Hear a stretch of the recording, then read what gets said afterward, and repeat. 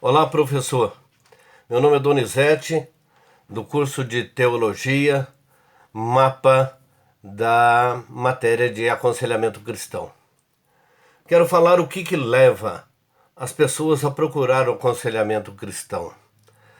Primeiro, a carência da saúde pública, que nós não temos acesso a um psiquiatra, a um psicólogo. Nós temos acesso a um clínico geral que faz a triagem e nos coloca na fila de espera para um especialista. Então, nós teremos que procurar um conselheiro, um padre, um pastor, uma pastora, um líder religioso, para que ele venha nos dar respostas, que venha substituir, então, o psicólogo e o psiquiatra. Bom, mas para isso, então, agora nós temos que capacitar.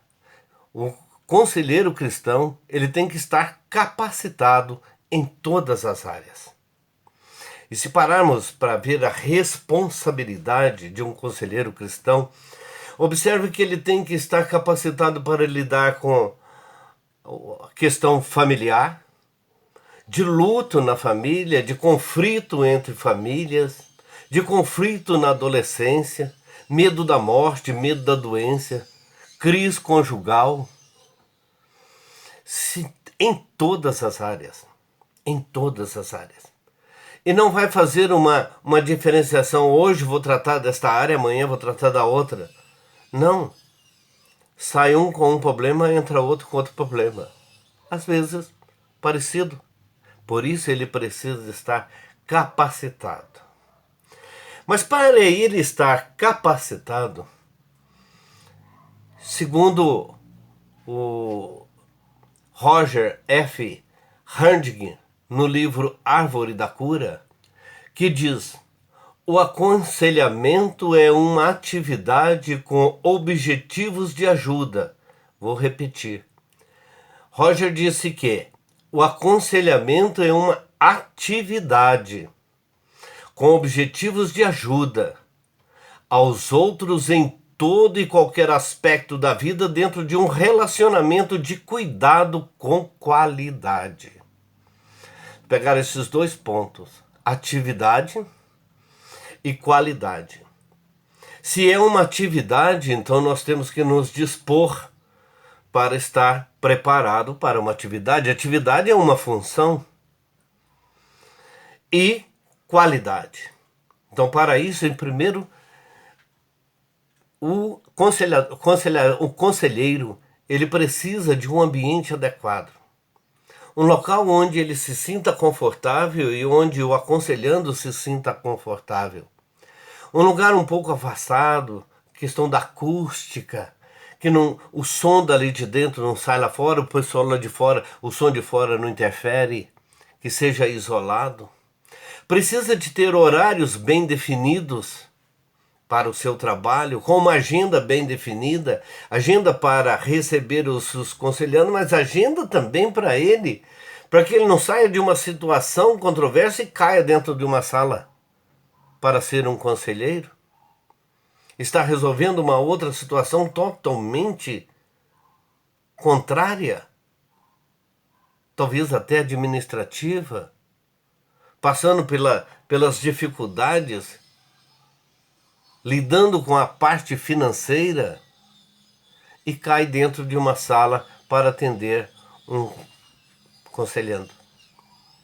Uma pessoa que está com problema. E muitas vezes até ele mesmo esteja. Então ele precisa de um ambiente adequado.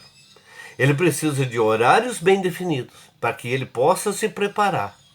E ele precisa também de uma agenda bem definida para isso. Para ele que ele possa desenvolver bem esse papel, eu destaquei alguns pontos da autenticidade.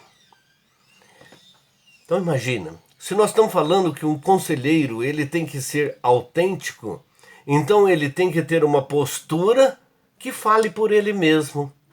Ele não pode ter uma postura daquela assim, mais ou menos, faz o que eu falo e não faço o que eu faço. A postura dele tem que condizer com o que ele está falando. Então, para ele ter uma postura e ser autêntico, ele precisa, de novo, voltamos para um ambiente de trabalho. Uma pessoa desorganizada, como que vai organizar as outras? Aconselhar o outro a ser organizado.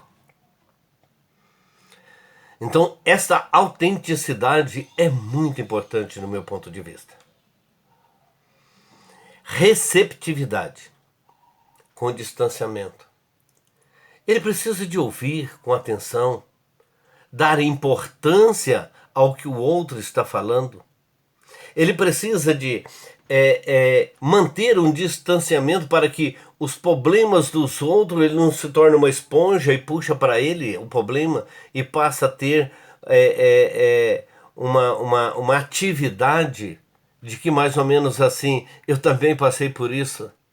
Ele tem que manter esse distanciamento. De repente ele até passou. Mas isso não deve vir à tona. Porque ele tem que ter a receptividade, ouvir com muita atenção. E essa concentração dessa receptividade, como é bom falar com alguém que está nos ouvindo. Mas temos que lembrar que até mesmo se ele se movimentar na cadeira de uma forma que não estiver concentrado, o aconselhando percebe. E quando ele percebe, então ele vai desanimar no meio do caminho. Por isso ele precisa ter uma atenção profunda e ouvir até o fim. Segundo o Jerry R. Collins, nós temos que pensar também no autoconhecimento. Diante disto, dessa receptividade com distância, olha o que vemos por aí. O autoconhecimento. O que é o autoconhecimento? Permita que o conselhando ele se esvazia, que ele fale. Coloque para fora tudo o que ele está sentindo. Cuidado para não atropelá-lo. Dar uma resposta antes de ouvir todos os anseios, todas as mazelas do aconselhando.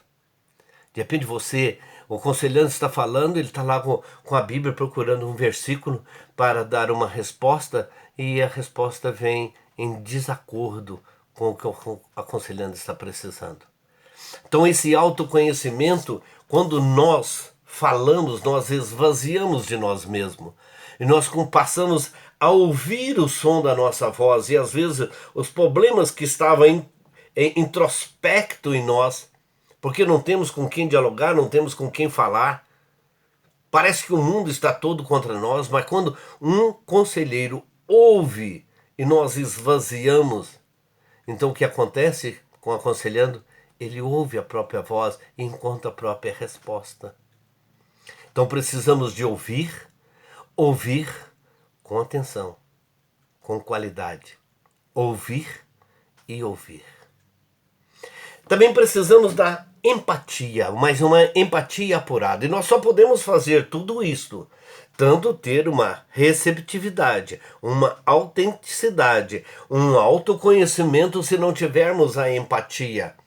Lembrando que essa empatia é uma receptividade com distanciamento. E nesta empatia, o que nós vamos ter?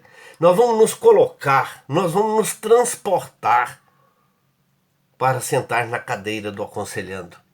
E nós vamos ser o protagonista da história dele. Vamos sentir o que ele está sentindo. Vamos causar uma empatia, que ele perceba em nós uma receptividade que ele nunca havia visto. E aí vem a questão da confiança.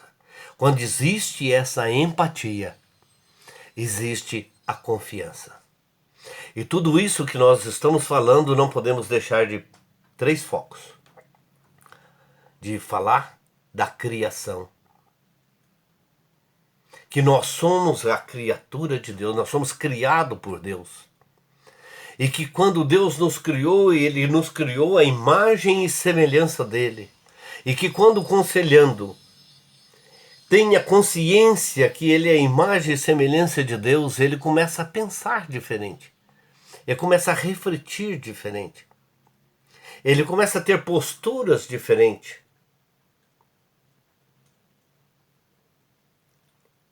Mas também temos que falar da queda. Porque na queda do homem foi que entrou o pecado no mundo. E que junto com o pecado que veio a discórdia, que veio o sofrimento, que veio tudo, que praticamente foi que trouxe o conselhando para aquela sala. Então, quando nós falamos da queda do homem, vai haver um entendimento que nesta queda do homem, junto veio o pecado. E o pecado, ele é o causador de tudo isso.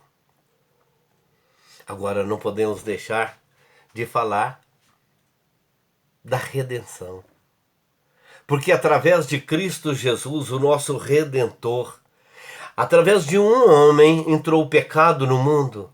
E através de um homem foi nos dada a condição de salvação.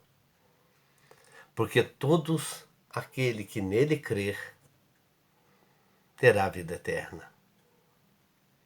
E por falar de vida eterna, então temos que falar também da glorificação, que é a glória, para onde todos nós queremos ir, para a glória eterna. Para a glória eterna. Para a glória eterna.